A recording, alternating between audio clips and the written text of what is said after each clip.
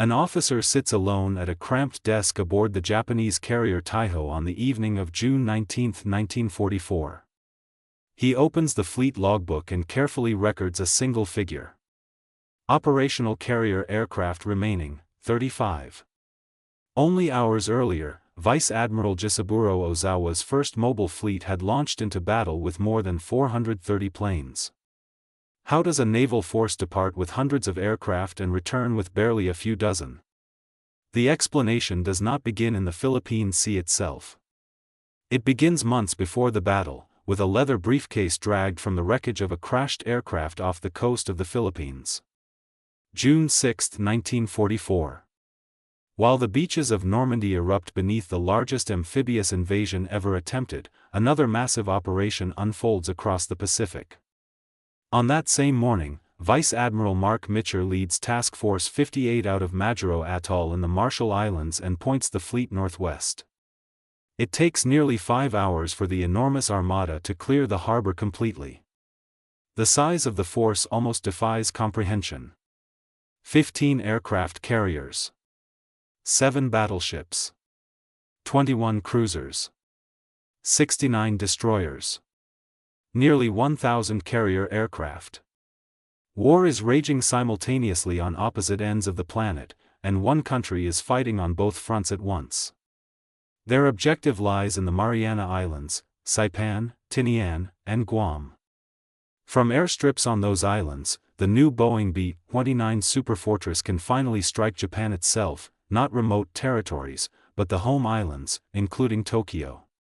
The United States must capture those airfields. Japan cannot afford to lose them. Every major strategic calculation on both sides converges upon the same chain of scorched Pacific islands.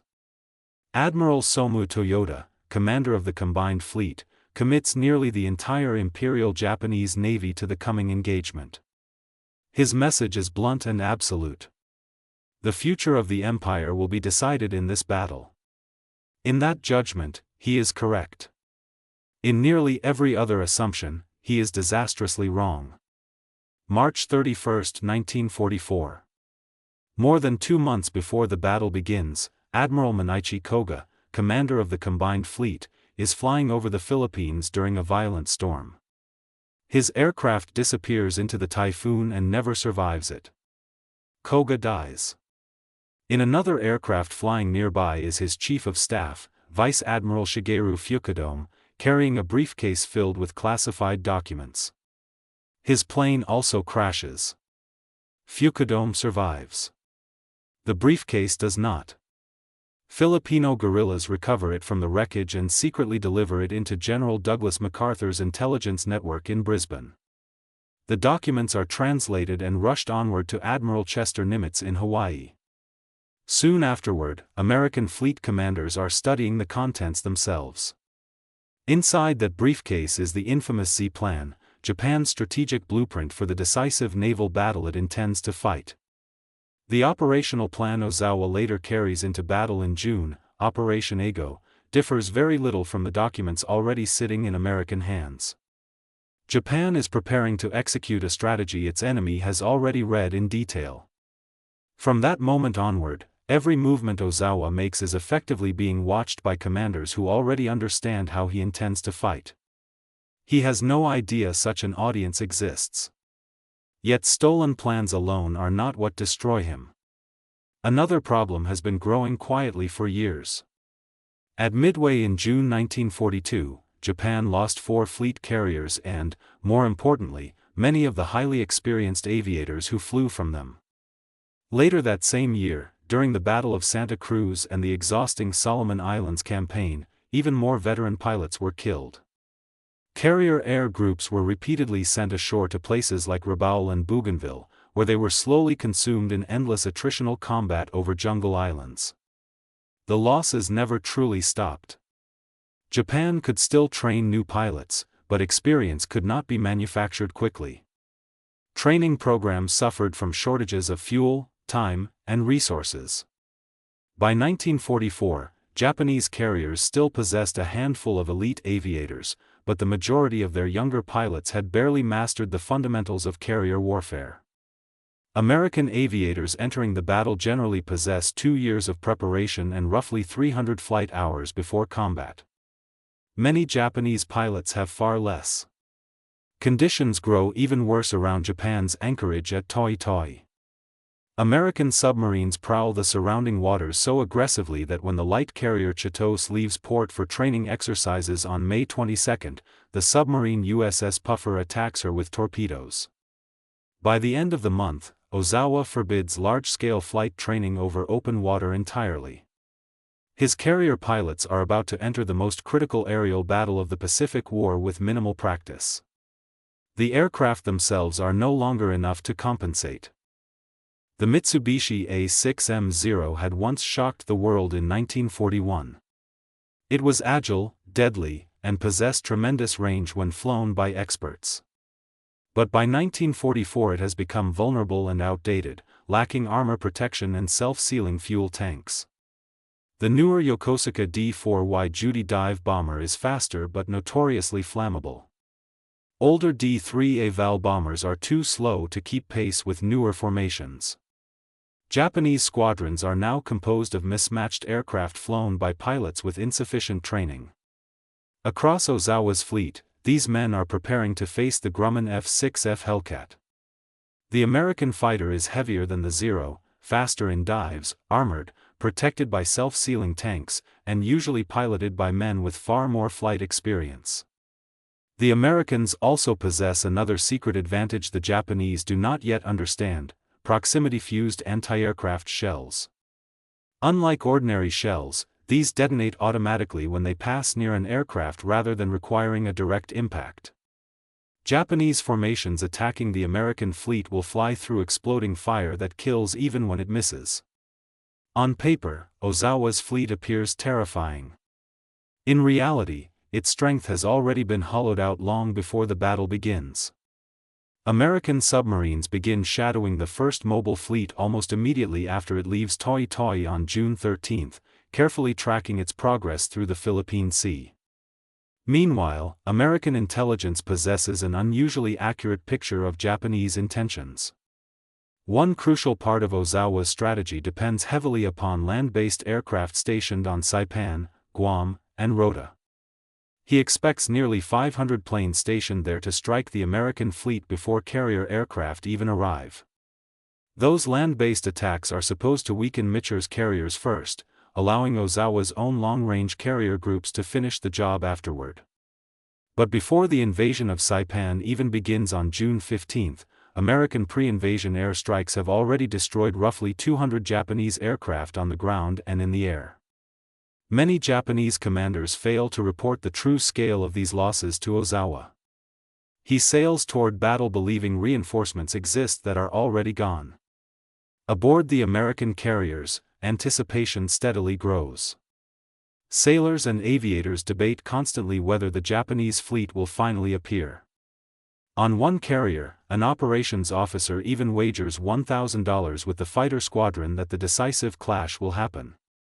The pilots gather money to match the bet, joking that if they lose the wager, they probably will not care anymore anyway. Admiral Raymond Spruance, commanding the Fifth Fleet, chooses caution.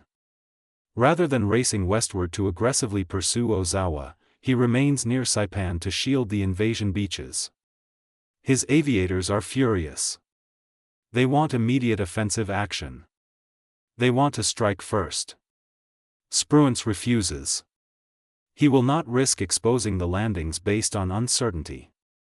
At the time, many see his caution as maddening. Later, it becomes clear that his decision ensures the entire American carrier force remains concentrated and fully prepared for what follows. On June 18, Ozawa finally locates the American fleet.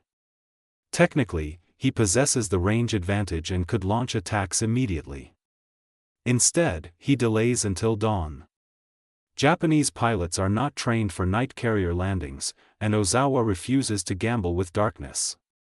So he waits through the night. Every passing hour gives American radar operators, fighter directors, and air crews more time to organize and prepare. The trap tightens invisibly around him. June 19, 1944. The skies above the Philippine Sea are cloudless and bright. Visibility stretches for miles. High-altitude aircraft leave long white contrails across deep blue sky. Below, the ocean glows green beneath crushing tropical heat approaching 90 degrees on the carrier decks. At 10 a.m., American radar detects incoming Japanese aircraft nearly 50 miles away. The defenders receive roughly half an hour of warning. Hellcats are already airborne and waiting. The Japanese are not attacking an unprepared fleet. They are flying directly into an ambush. Ozawa's first strike launches from his rear carrier group, 69 aircraft composed of Zeros, Vals, and Jills. Before they ever approach the American ships, they encounter the combat air patrol positioned 50 miles out from the fleet. 42 Japanese aircraft are destroyed before reaching their targets. Only 22 survive the day at all. Far below the surface, the submarine USS Albacore maneuvers into attack position against the Japanese flagship Taiho. Its fire control computer has malfunctioned, forcing Commander James Blanchard to estimate his firing solution visually against a fast-moving carrier traveling at 27 knots. He launches 6 torpedoes manually. At that exact moment, pilot Seikyo Komatsu has just taken off from Taiho's deck. Seconds after becoming airborne, he notices one of the torpedoes racing toward the carrier. Without hesitation, he turns his aircraft directly into it, sacrificing himself instantly. One torpedo is deflected. Another strikes the carrier anyway. Initially, the damage appears manageable. It is not. Fuel vapors begin accumulating deep inside the ship. A damage control officer attempts to ventilate the compartments by opening ducts throughout the vessel. Instead of clearing the fumes, he unknowingly spreads explosive gasoline vapor across the entire carrier. Taiho, the pride of Japan's carrier fleet, has effectively become a floating bomb. Komatsu's sacrifice accomplishes nothing. Meanwhile, Ozawa's second strike is already airborne, 128 aircraft consisting of fighters, dive bombers, and torpedo planes. As they pass over Vice Admiral Kurita's surface force, Japanese ships mistakenly open anti-aircraft fire on their own planes. Several aircraft are destroyed outright and others badly damaged before even reaching the enemy. Then the formation collides with the full weight of American defenses. Hellcats descend from above. Radar-directed anti-aircraft fire erupts. Proximity-fused shells burst throughout the sky. More than 100 Japanese aircraft are destroyed. Only a few survivors managed to reach the American carriers, inflicting limited damage on USS Wasp and USS Bunker Hill. From the first 2 raids combined, only around 30 aircraft successfully returned to Japanese carriers. The surviving pilots submit reports claiming enormous success. In the confusion of battle, they believe they have sunk multiple American carriers and crippled the fleet. They saw explosions, smoke, and crashing aircraft. In the chaos, they misinterpreted everything. Ozawa believes them. At roughly noon, 1,200 feet beneath the sea, USS Kavala attacks the carrier Shokaku. Shokaku is one of Japan's veteran carriers, present since Pearl Harbor itself. She survived Coral Sea. She survived Santa Cruz. She does not survive June 19. Torpedoes slam into her hull. Fires spread uncontrollably. Eventually the flames ignite ammunition magazines deep inside the ship. Shokaku tears apart and sinks beneath the Philippine Sea. High above the battle, Lieutenant Alexander Vrashu patrols over Task Force 58 in his Hellcat. The 25-year-old son of Romanian immigrants from Indiana first flew combat missions alongside legendary pilot Butch O'Hare. Now he spots a formation of incoming Judy dive bombers. His aircraft's supercharger is malfunctioning. He attacks anyway. Within 8 minutes, he fires only 360 rounds of ammunition. 60 rounds per target. Burst after burst lasting only seconds. 6 Japanese bombers fall burning from the sky. One explodes directly in front of his canopy, forcing him to yank the controls violently to avoid the debris. When he lands back aboard USS Lexington, he climbs from the cockpit and silently raises 6 gloved fingers toward photographers waiting nearby. The armorers reloading his aircraft later verify the impossible arithmetic: 360 rounds fired. 6 victories achieved. Elsewhere near Guam, another Hellcat pilot, Ensign Wilbur Webb from USS Hornet, circles above a downed American aviator awaiting rescue. Then he notices a large Japanese formation overhead heading toward Orote Field. There are roughly 40 enemy bombers. Webb climbs into their formation and radios calmly, "This is Spiderweb to any American fighter pilot. I've got around 40 of them cornered over the point and could use some help." He attacks before help arrives. By the time reinforcements appear, Webb has already shot down 6 aircraft himself. His Hellcat returns riddled with damage so extensive it never flies again. Most of the Japanese aircraft he encountered do not survive either. Far below, sailors stand under the tropical heat watching white contrails spiral overhead while black smoke falls from the sky. Nearly every burning aircraft carries the red rising sun insignia. Thousands witness a battle they cannot personally fight, and what they are witnessing is annihilation. The 3rd and 4th Japanese raids fare no better. The 4th Strike Force cannot even locate the American fleet. Low on fuel, the surviving aircraft divert toward Guam to land. American fighters are already waiting over the bombed-out airfields. 30 of 49 incoming planes are shot down before landing. The remainder are damaged so badly they can never fly again. By evening, the skies above the Philippine Sea finally fall quiet. Japanese aircraft disappear from radar screens. Radio chatter fades away. At 4:32 p.m., the gasoline vapors saturating Taiho finally ignite. Japan's newest fleet carrier explodes internally and sinks beneath the sea, the same ship Seikyo Komatsu died trying to save. Ozawa transfers his flag to the cruiser Haguro. Yet even now, he does not fully understand what has happened. His surviving aviators continue insisting the battle has been a victory. Multiple American carriers sunk. Heavy damage inflicted. Ozawa trusts them because they believe it themselves. Throughout the war, commanders have learned to trust the men who actually flew through combat. He assumes many missing aircraft have safely diverted to Guam. He plans to regroup and continue fighting the next day. He does not yet know Taiho is gone. He does not know Shokaku is gone. He does not know Guam's airfields are ruins.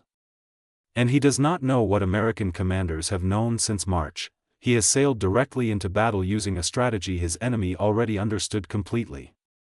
That evening, aboard the surviving carriers, an officer opens the flag log and records the true total of aircraft that have returned. 35 operational planes. Out of more than 400 launched. It is not merely a statistic. It is a death sentence for Japanese naval aviation. And somewhere in the darkness of the Philippine Sea, Ozawa continues drafting orders for tomorrow without realizing the war has effectively already been decided. June 20th arrives. Task Force 58 spends most of the day searching for the retreating Japanese fleet. Finally, at 4:05 in the afternoon, a contact report arrives. The information is confused and incomplete. The enemy position is uncertain. Sunset is barely 75 minutes away. Mitchell studies the numbers carefully. The strike will have to travel extreme distance and return after dark. Pilots will come home nearly out of fuel across moonless ocean. Then he makes his decision. Launch. 85 fighters. 77 dive bombers. 54 torpedo aircraft rise from American carrier decks. The strike reaches Ozawa's fleet just as the sun sinks below the horizon. For 20 furious minutes, American aircraft attack. The carrier Hyo is struck repeatedly and sinks after torpedo attacks from Avengers launched by USS Below Wood. Zuikaku takes damage. Junyo is hit. Japanese aircraft are destroyed throughout the engagement. Then the Americans turn back toward home. 250 miles away. In darkness. There is no moon. The horizon vanishes completely. Pilots who have already spent an exhausting day in combat stare at dim instrument panels while fuel gauges sink lower and lower. Sea and sky become indistinguishable blackness. More than 200 aircraft search desperately for 15 moving carriers in a featureless ocean. On Lexington's bridge, Mitchell makes another extraordinary decision. He orders every ship in Task Force 58 to illuminate itself completely. Carrier deck lights blaze alive. Searchlights sweep the darkness. Destroyers fire star shells into the sky. Every vessel reveals its position despite submarine danger, violating nearly every principle of naval caution. Turn on the lights. What follows is chaos barely held together by discipline and exhaustion. Pilots descend toward anything that resembles a carrier deck. Some land safely on their assigned ships. Others land wherever they can. Some mistakenly approach cruisers or destroyers. Many simply run out of fuel and crash into the sea. 80 American aircraft are lost that night. Not to enemy fire. To darkness and empty fuel tanks. Mitchell understood the risk when he launched the strike. He accepted the cost and illuminated the ocean to bring as many men home as possible. Throughout the night, destroyers and cruisers search black waters for survivors. Sailors pull exhausted aviators from rafts and open sea. When rescue operations finally conclude, only 49 air crewmen remain missing.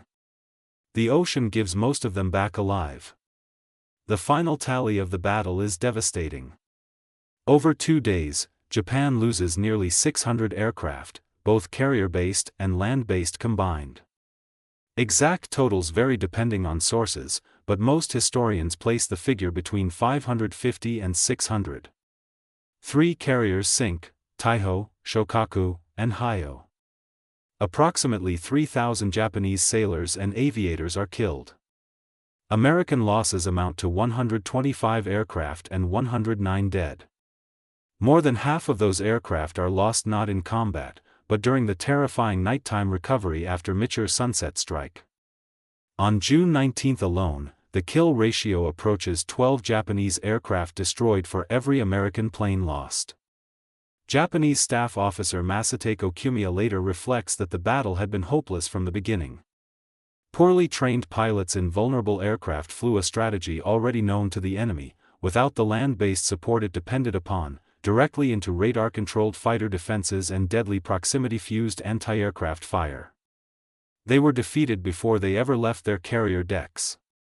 Ozawa submits his resignation afterward. It is rejected. 4 months later, during the Battle of Leyte Gulf, he again commands Japan's carrier force. This time his carriers possess barely 100 aircraft total, fewer than a single American fleet carrier carries alone. He already understands their true role. They are bait. The architect of Japan's carrier warfare doctrine, the man who once helped pioneer concentrated naval air power, now commands hollow carriers intended only to lure Admiral Halsey away from another battlefield. His ships survive Leyte Gulf physically. Their flight decks remain almost empty. In Tokyo, political consequences follow rapidly after the disaster in the Philippine Sea. Prime Minister Hideki Tojo's government collapses. The Marianas are secured by American forces. Engineers immediately begin transforming Saipan, Tinian, and Guam into enormous bomber bases. The B-29 Superfortress, the aircraft around which the entire campaign revolved, soon begins flying missions directly against Japan from those islands. August 6, 1945. A Boeing B-29 named Enola Gay lifts off from Tinian Island in the Marianas. The same islands. The same geography. The same runways Japan declared essential to defend 14 months earlier. Before the battle, Admiral Toyoda had sent the fleet into action with 4 simple words. The fate of the empire rests on this one battle. He was right. A flag log. A cramped desk. An officer holding a pencil on the evening of June 19, 1944. One number written at the end of a single catastrophic day. 35 operational aircraft. That was the moment the fate of the Japanese Empire was decided.